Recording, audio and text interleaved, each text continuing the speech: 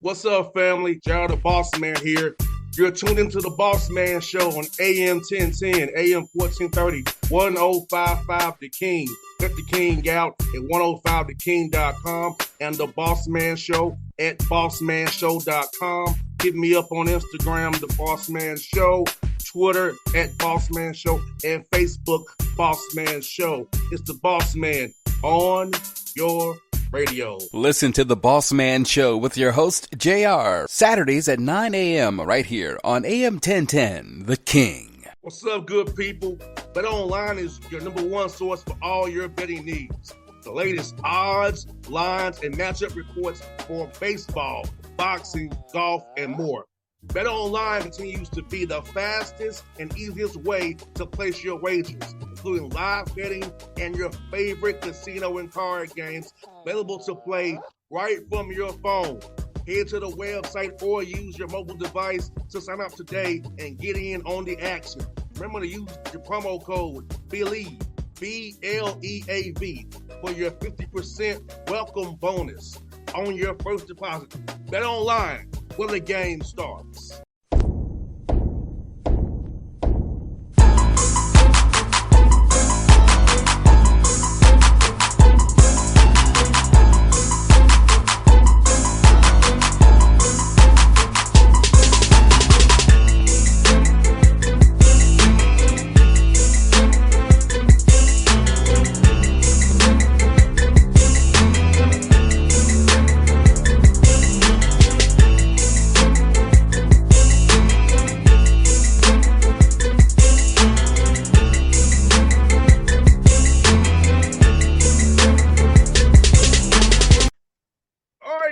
Back on the show, it's a friend of the show, Cedar City, Utah, Southern Utah Thunderbirds, my man, looking good over there as always, DeLane Fitzgerald.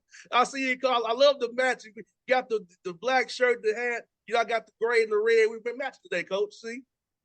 Let me tell you, it took me a good 18 months to get some decent gear around here, and our D-line coach bought this. Okay, man.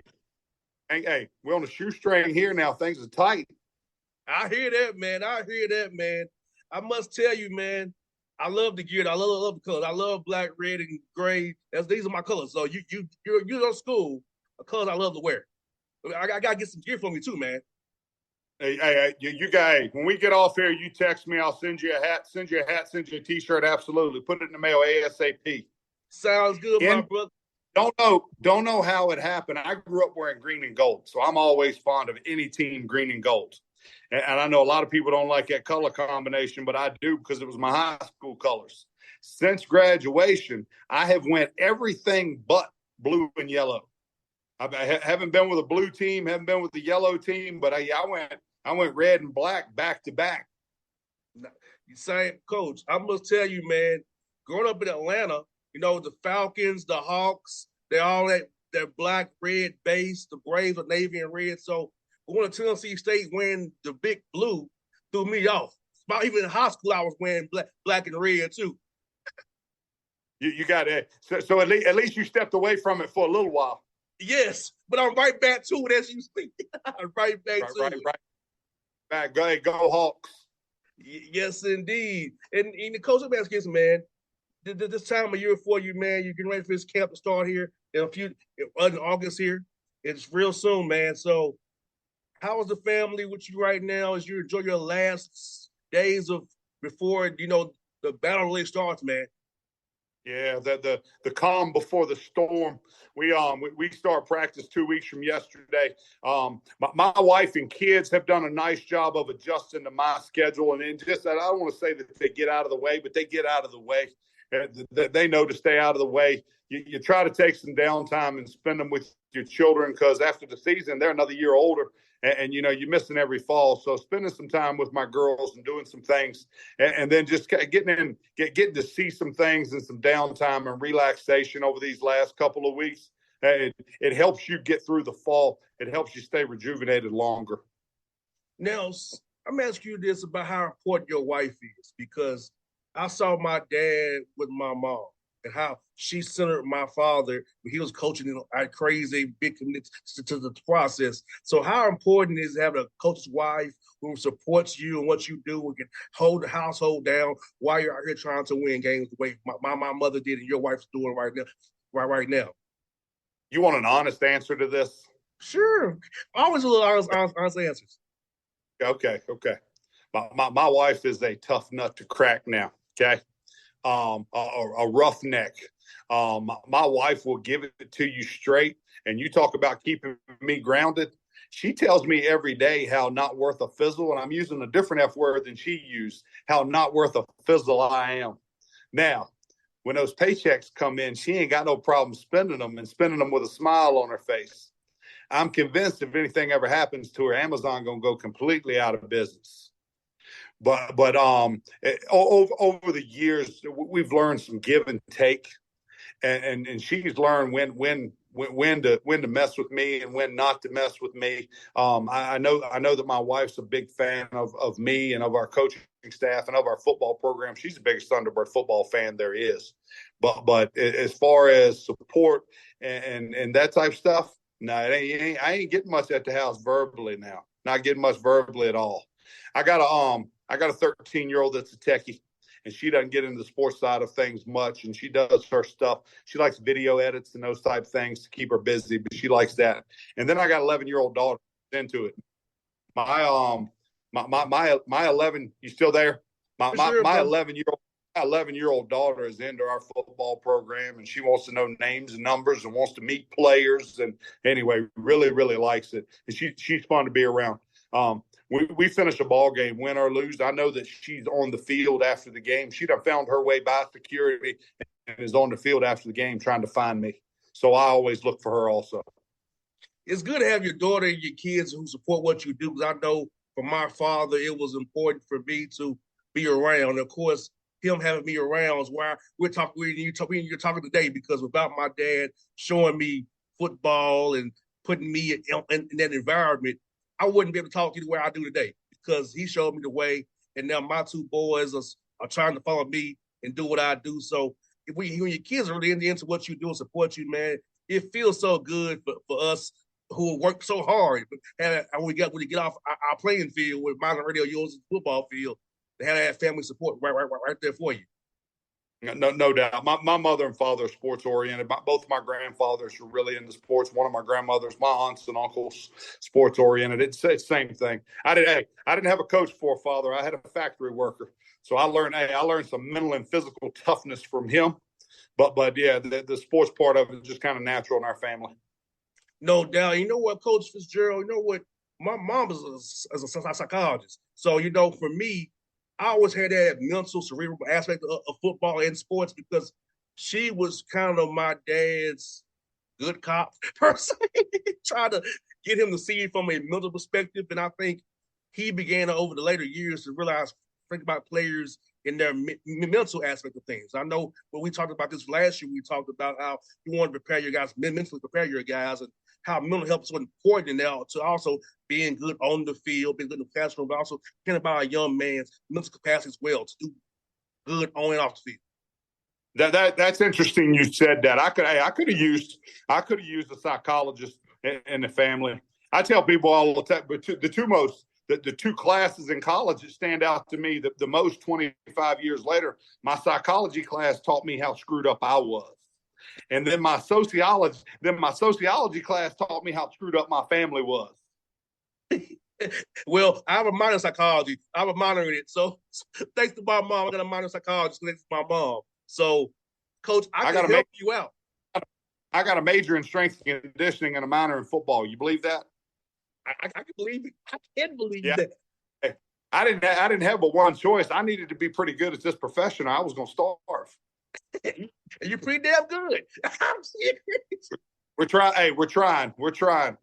You're pretty damn good, man. I'll tell you that, man. And talk about this, man, how you're trying, because I know I watched you last year, and I watched you all play, like I told you before. I watched you play, and you all played hard. And I know it wasn't the most talented roster you wanted to have. But, man, your guys played well considering all things. And it was some tough battles. Some of them you could have won. didn't. But the fact of the matter is, even though it wasn't sounding as you were wanting it to be, they competed like heck for you. And if they had a little bit more, locked in on certain things, you could want some games would have been different, last year. But talk about how you've gotten better, man, from that experience last year. Yeah, I'm not going to sit and tell you we enjoyed the experience from last year, because a losing season is a losing season, and you are what your record says you are. But at the end of the season, boss man, we looked at our players and thought to ourselves, hey, we got about as much out of them as we could get out of them. We were scrappy. We were gritty. We had some stick-to-itiveness. We came back play after play, week after week. You're right. If we were a little more talented, we'd have won another couple of games. If we'd have focused a tad bit better, we'd have won another couple of games. I blame myself for both of those. It's my job to recruit better and to recruit good players here. And then it's my job to keep them focused for 3 hours every Saturday. And I just got to be a little better at that. Going forward, love our recruiting class. We went out and signed 30 high school kids. We're really excited about them. We think, boss man, we think 3 or 4 of those young men are going to play this fall for us, and we're excited about that. But we think we have the best recruiting class in the country. 3 or 4 years from now, we'll know exactly what we have, and we're excited about that. Our strength and conditioning staff is second to none. We've had a great offseason in the weight room. Our guys have gotten bigger, faster, stronger. We got some guys up on the squat 50 pounds, some guys up on their power clean 35 pounds. Guys that couldn't do Nordic hamstring curls a year ago now drop down, do 10 Nordic hamstring curls. We're excited about those things because it matters on the field. And then our coaching staff. Our coaching staff, on and off, they've done a great job of getting our players to understand our offense, to understand our defense, and we're excited about that. From a player standpoint, then I'll quit running my mouth. You're good, man. We returned 7 or 8 starters. We returned 7 or 8 starters on offense. We may have the best quarterback receiver tandem in FCS football, and Justin Miller and Isaiah Wooden. We've got a 4-year starter at quarterback, 3-year starter at quarterback. It's going to be the school's all-time leading passer in every category. And then we've got maybe the fastest player in school history playing wide receiver for us, who's got a chance. He's got a chance to play in the professional ranks as a kick returner, punt returner, maybe even a wide receiver with a good senior year. We return our starting tailback. We return our second leading receiver. We return our tight ends. We return 4 out of our 5 starters on the offensive line. We like where we're at offensively. We flip over on defense. We think our front 7 on defense is as good as anybody in the country. Tennessee State, Kennesaw State, all the guys, all the teams in your area. Furman thinks they got a great football team. Our front 7's better than Furman's. Sanford thinks they're going to make the playoffs and win a couple of games. Our front 7's better than they are. We're really good, our front 7 on defense. Now, we've got to find our DBs. And we went out and hit the portal. We signed 4 portal DBs, and we took 4 high school kids also. So we're bringing in 8 new players at DB. We've got to get some production and get an understanding of the defense out of those guys. And if we do, we got a chance to be pretty good. We replaced both specialists. We brought in a transfer punter that we really like. And then our kicking position, our place kicking and kickoff duties are still up in the air. Still a battle there, still open. We brought back our long snapper, who's as good as anybody in the country. And that's where we stand right now. Excited. Our schedule's a war daddy. The first 5 weeks of our schedule probably going to be underdogs 4 times. Play 2 FBS teams in Arizona State, BYU. But we got to get excited about those. Boss man, I'll tell you this. If we're healthy coming out of week 2, week 3, we've got a chance to do some damage in the United Athletic Conference in October, November. We've got a chance to do some damage. Defensive Coach Fitzgerald, do you feel like you'll play more zone and try to protect those new guys? Let you first kind of keep everything in front of them for a little while, just to kind of get those guys to feel that way before you start playing more cover one, more man stuff, more combo approaches. Because I know we have young DBs or DBs who don't know the system the way you want them to. Zone usually protects them for a little while till they get their feet wet. Well, the easiest thing for an incoming corner to do is to play man-to-man. Let's line up and play man-to-man. Been doing it since they were 10 years old. They've been doing it on all the 7-on-7 teams, but just line up and play man-to-man. We're going to line up and play man-to-man outside unless we can't. Now, if we're incapable of doing that at this level, now we've got to get into some zone and play some 2, 3, and 4, and do some zone blitzing and some zone fires and stuff. We'll have to get into some of that, but we would like to play man outside and then play 9-on-9 inside if we can. Bossman, we brought in a corner that played 13 games for Pitt last year, played in a bowl game for Pitt at corner and special teams. He needs to help us. We brought in a kid that played in some games at BYU, and he needs to help us. And then we brought in a young man that played at UNLV last year. We need those three to really help us. And then we have another transfer DB that's a wild card, and we're hoping he's going to help too. I hear that, Coach. You know what, Coach? How much do you think the altitude that you all train in helps you all when you go on the road, or when folks come play you at home? Because I know when I go to Denver and Utah, I feel it myself. So how does that altitude you all have, that advantage you all have for us, altitude down there, helps you for home games and when you go to the road, knowing you're more conditioned based on what you're training already? Yeah, you're talking to me. What's Atlanta, about 1,000 feet elevation? Yes. Yeah, so we're at 6,000 feet. We're at 6,000 feet, and kind of give you this. The teams will fly in here, and a lot of them will charter right into town. So they fly right into town here. But we'll have other people that'll fly into Vegas and they drive up. Well, Vegas is 1,000 feet elevation.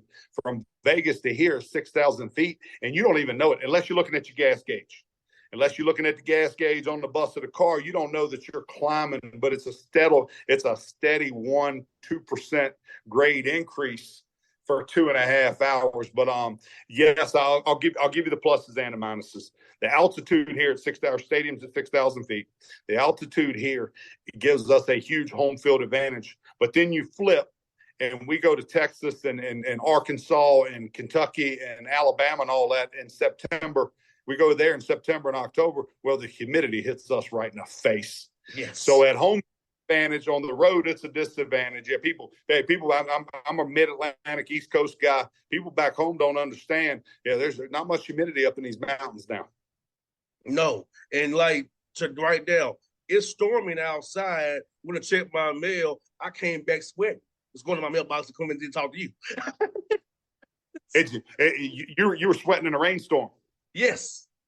Yeah, around here, the average this time of year is about 85 degrees and no humidity, and we usually got a nice smooth breeze too. It's a nice place in the summertime. 88% humidity according to my weather app right now, Coach. I could, if I knew how to work this phone, I'd flip the camera around and show you how pretty it is here right now. It's all blue skies, baby blue skies as far as you can see. And next week, I have covered the tennis tournament next week here in Atlantic Station. So every day matches start at 11 a.m. Atlanta time. So I'll be in my sunscreen and my khakis and my long sleeve SPF shirt so I don't get any sunburn. But I feel bad for the players who play tennis in Atlanta, Georgia, middle of the day with the humidity. So I play tennis and run like crazy. Y'all going to find out who wants it and who don't. Yes, you got that right. You'll find out who it matters to.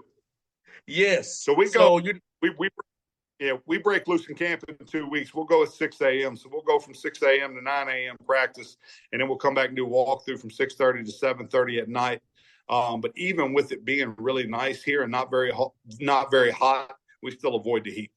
100%. And you know, Coach, your heat's different than my heat, of course, but I love your heat out there. It's good. It's good for me. And let me ask you this, Coach. United Athletic Conference. Tell me about that conference and about what you all going to be doing now together as one, and how happy you are to be a part of a conference so exciting with different styles of football from all over the country. Yeah, I don't get real worked up and excited about the name of the conference because I don't think it's great. I don't think the logo is very good either. However, the schools, the universities in the conference are very, very good and got a chance to play really, really good football. And it's the WAC conference joining with the ASUN conference, and it was us and Utah Tech and Sam Houston and Stephen F. Austin and Abilene Christian and Tarleton State. We were all in the same conference, and we needed 2 or 3, 4 more schools to join the conference in order for us to get the automatic qualifier and to get a second and maybe third team into the national playoffs. So we combined with the ASUN, and the ASUN was Kennesaw State, Eastern Kentucky, North Alabama, Austin Peay, and Central Arkansas. So now we're all in the same conference. And then Texas Rio Grande.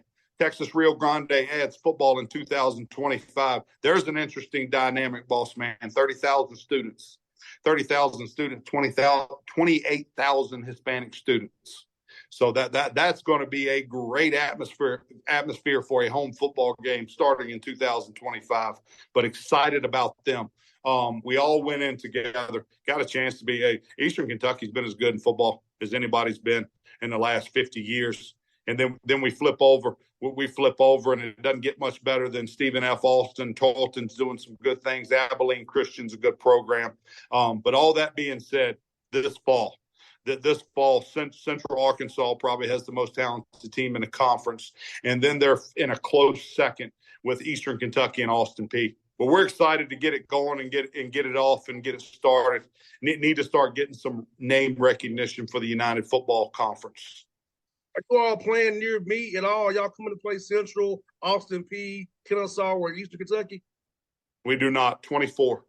In 2023, Austin Peay and Central Arkansas come here. So it is my understanding that we will go. We're going to go to 3 out of the 4. So we're gonna go to out of the 4. Eastern Kentucky, North Alabama, Central Arkansas, Austin Peay. We will go to 3 out of those 4 and 24. Well, I'll make sure to come one of them games to support you, man. I'll be there. You got my word on that. Well, two things. You're coming as my guest, and I'm also probably going to make you give a pregame speech too. I can do that. Hey, I'll really get hyped up there. That's my job, coach. Get them fired up now. Hey, I'm good at that, man. I love doing that, man. You know, I'm excited for what you all are going to do, man. I really am, because I like the idea of playing different schools. And I know I've talked to Coach Casey down at South Houston State about the conference too. He's excited about it as well, man. You know, Austin Peay is the old OVC rival. Now, I have friends at Austin Peay. I do. And I don't like y'all still. I can't get that up my head. Let's go P. Like, and when I heard a kid, because I'm like, Coach, tell a story, quick play story. We was playing Austin Peay, and they were saying, "Let's go P." And the kid said, "Daddy, I don't have to pee." Oh, we all just laugh, Coach. They used to have those T-shirts. I used to say, I was at UT Martin. We didn't like them either, but they had those T-shirts that go P. I said, that'd be a great T-shirt. When that kid said, we heard it, we just all started laughing. He said, "Daddy, I don't have to pee." I don't have to. So yeah, man. Like, so for me, I can't stay at Austin Peay. I have friends there. I love the AD Gerald and all of my friends, but I'm like, I can't get with that. I still have that itch. Like, I don't like you. I'm telling you. Gerald and I go back 20 years. So I used to work for a young coach, trying to get my name out there, trying to get a decent job. I used to work Tennessee summer camp. And of course, Gerald was Phil Fulmer's right-hand man at Tennessee. So Gerald and I go back a long time. One of the pleasures, one of the highlights of media day last week was getting to hang out with Gerald a little bit. Yeah, man, Gerald's doing a heck of a job, man. I think his dad still coaches in South Carolina State. I think his dad still coaches. So I mean, so Gerald's dad is a legend too. Eric Seifert. Eric Seifert is the compliance director at Frostburg State University in Maryland. And Eric was with Gerald's father at South Carolina State, so they're big buddies. Yeah, Coach. So, yeah, man. So, Coach, it's funny how me and you have so many people who intersect our lives, who we at the 6 degrees of us, man. It's so funny how people who we know the same people, man. It's funny how life is, man. Sports brings a lot of people together. You got that right, Coach, and I'm so thankful that we're able to come together, Coach. And I love as I told you, I love our chats, man. And I'm gonna be cheering like heck for you, man, because I know you put in the work, man. I know you are about your players and about this program, man. I want it to be successful, man. So I'm in your corner always, buddy. My man, I appreciate you. Appreciate your time interviewing me. Anytime, I love it, man. Anytime, buddy. Boss man, talk to you soon. All right, man. What's up, good people? BetOnline is your #1 source for all your betting needs. The latest odds, lines, and matchup reports for baseball, boxing, golf, and more. BetOnline continues to be the fastest and easiest way to place your wagers. including live betting and your favorite casino and card games available to play right from your phone. Head to the website or use your mobile device to sign up today and get in on the action. Remember to use your promo code BELIEVE, B-L-E-A-V, for your 50% welcome bonus on your first deposit. Bet online where the game starts. What's up, family? Gerald the Bossman here. You're tuned into the Bossman Show on AM 1010, AM 1430, 1055 The King. Check The King out at 105theking.com and the Bossman Show at bossmanshow.com. Hit me up on Instagram, The Bossman Show, Twitter at Bossman Show, and Facebook, Bossman Show. It's the Bossman on your radio. Listen to the Bossman Show with your host, JR, Saturdays at 9 a.m. right here on AM 1010, The King.